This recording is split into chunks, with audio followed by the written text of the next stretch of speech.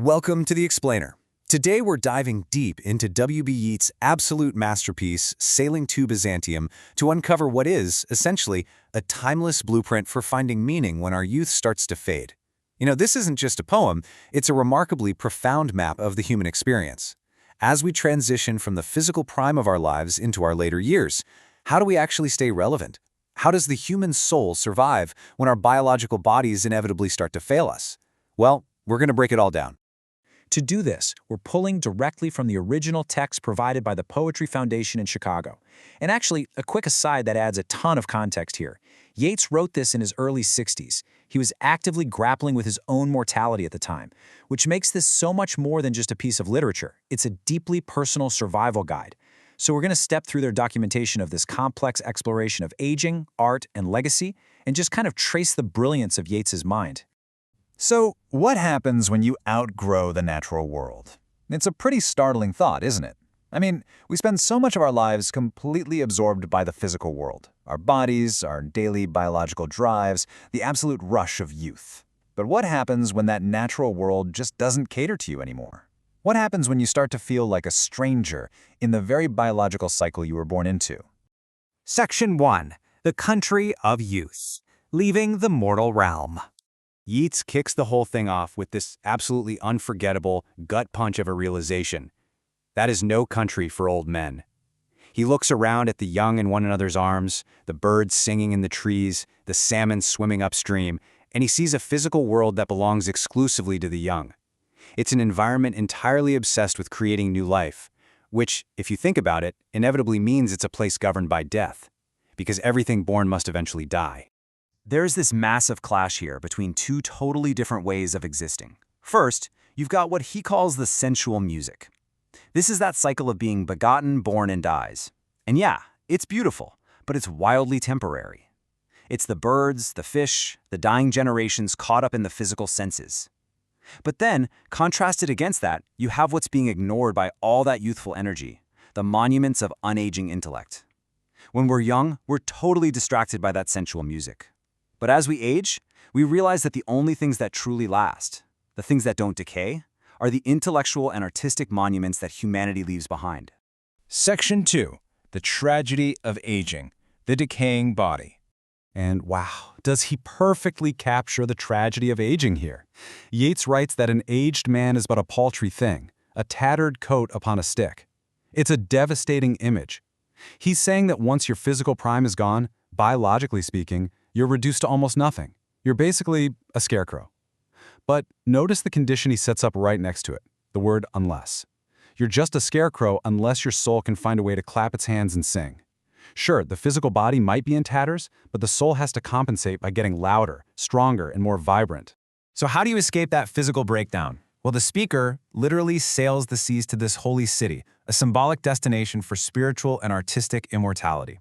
In the real world, Byzantium was an ancient city famous for its breathtaking, unchanging art, specifically its golden mosaics. But for Yeats, this isn't just a dot on a map, it's a state of mind. It's a refuge, a place where the soul goes to study monuments of its own magnificence instead of dwelling on a failing biological body.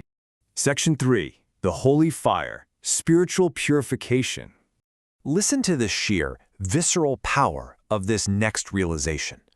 The speaker desperately wants to be freed from his human heart, which he says is sick with desire and fastened to a dying animal. Think about how intensely relatable that is. The mind, the spirit, the desires, they stay sharp and alive, right? But they're trapped inside this biological machine, the dying animal, that is slowly breaking down. The body knows not what it is anymore. It's this incredibly profound disconnect between the timelessness of human consciousness and the harsh, unforgiving reality of biology. And there's an actual step-by-step process of transformation that happens here. The speaker demands some very specific things from the sages standing in God's holy fire, these figures in the gold mosaic of the city. First, he asks them to step out of the fire. Second, to become the singing masters of his soul, basically teaching him how to exist purely as a spiritual being. Third, he asks them to literally burn his mortal heart away, completely severing his ties to the biological world. And finally, step 4, gather him into the artifice of eternity. He wants to be transformed from something natural that decays into something artificial and crafted that lives forever. Section 4. The Artifice of Eternity. choosing an eternal form. So, what is his ultimate choice? Well, he completely and vehemently rejects nature.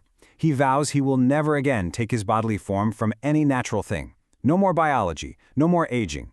Instead, he chooses his own fate, a form made by Grecian goldsmiths out of hammered gold and gold enameling. He literally chooses to become a piece of art. Because art doesn't age, a golden statue doesn't catch a cold, it doesn't need to reproduce, and it certainly never becomes a tattered coat upon a stick.